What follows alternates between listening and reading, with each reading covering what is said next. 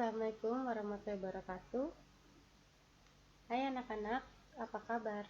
Semoga kalian selalu sehat ya, dan tetap jaga protokol kesehatan.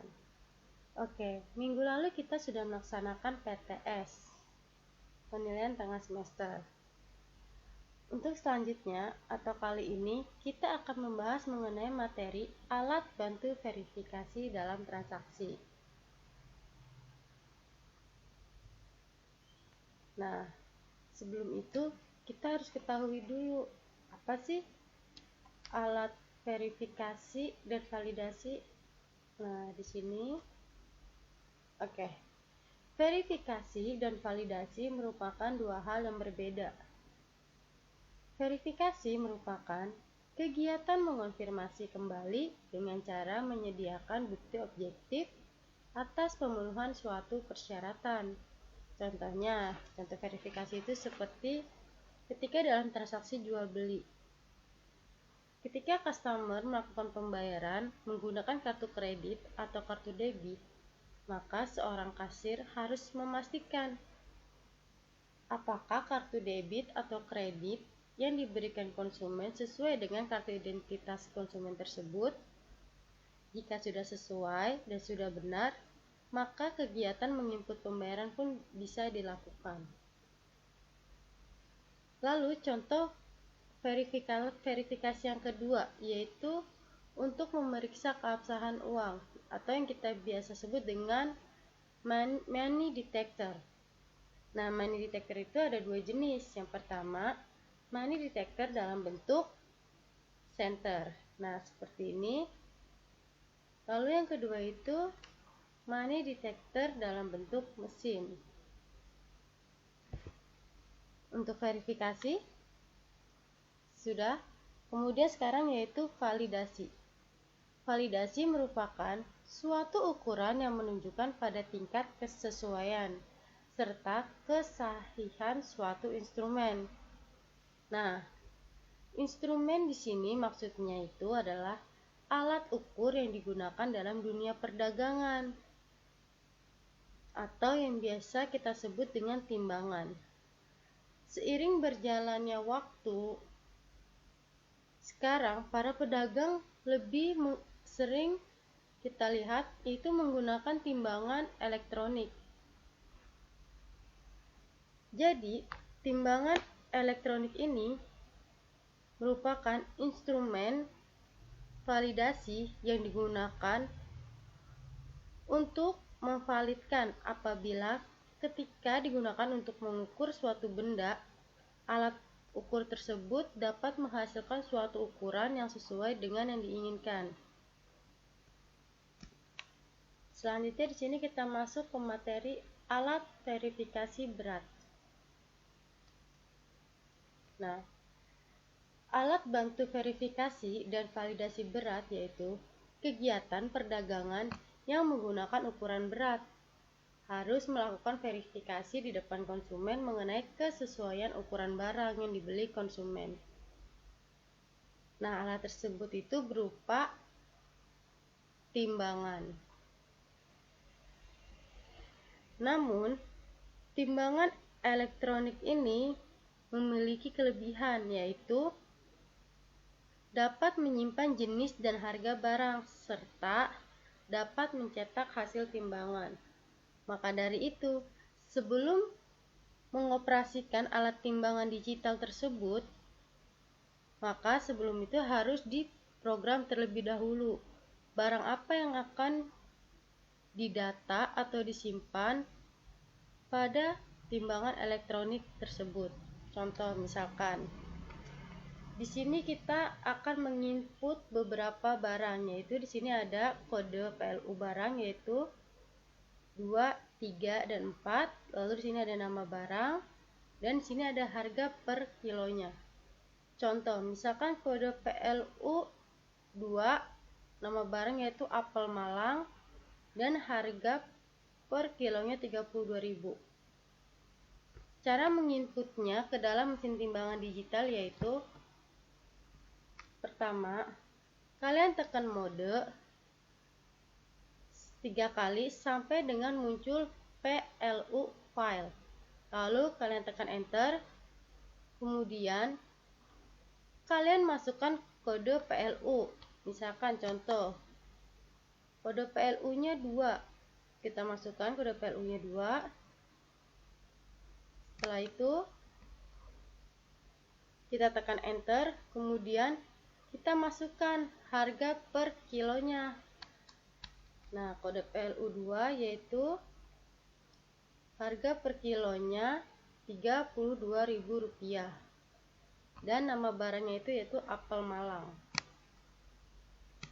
Nah, setelah dimasukkan harga per kilo dari apel Malang, kemudian tekan enter. Setelah itu masukkan nama barang. Nah, untuk kode PLU 2 dan dengan harga per kilo 32.000 yaitu merupakan apel Malang. Nah, setelah memasukkan kode PLU, kemudian harga per kilo, lalu nama barangnya, setelah itu kita tekan tombol size. Lalu pilih ukuran huruf untuk menentukan besar kecilnya huruf yang nantinya akan tercetak. Ada S1, S2, S3, M1, M2, atau M3. Kemudian tekan enter. Lalu setelah itu masukkan kode IP sesuai dengan kode PLU. Lalu kemudian tekan enter. Selanjutnya yaitu tekan tombol PLU untuk menyimpan data yang sudah diinput. Nah, kemudian sini kan ada 2 barang yang belum dimasukkan, yaitu ada jeruk Medan dan salak Bali. Lakukan langkah yang tadi sudah dijelaskan untuk barang yang belum dimasukkan. Kita katakan semua barang yang sudah kita input ke dalam mesin timbangan elektronik. Selanjutnya yaitu di sini ada SOP pelayanan di area timbangan.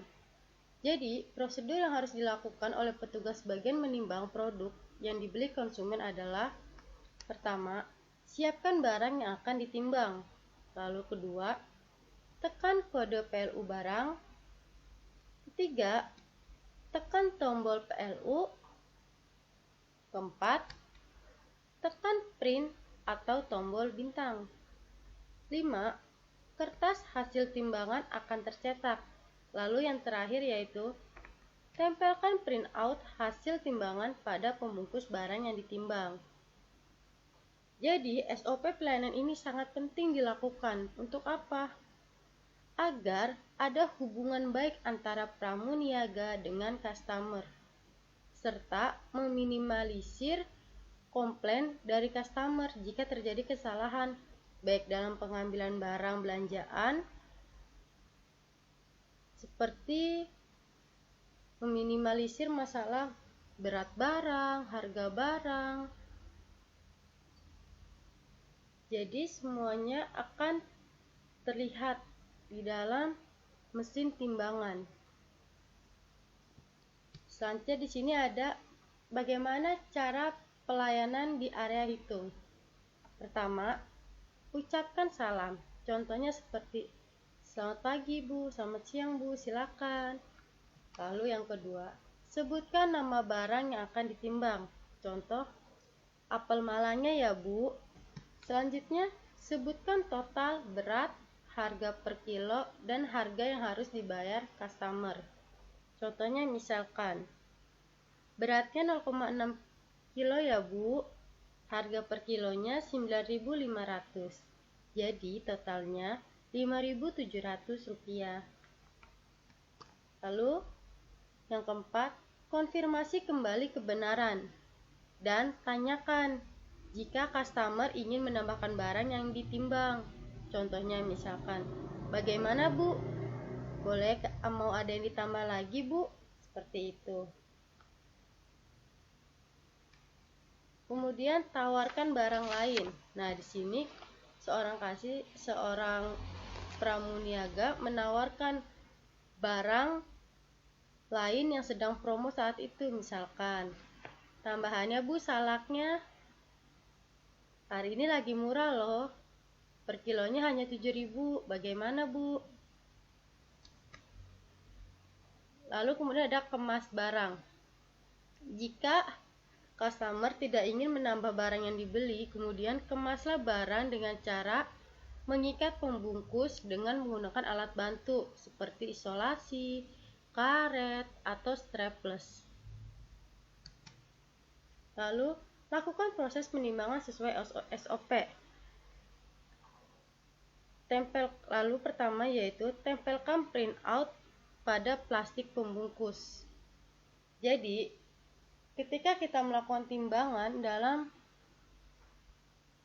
barang yang dibeli oleh customer, kemudian struk akan tercetak. Nah, struk printout tersebut kemudian ditempelkan pada pembungkus barang tersebut.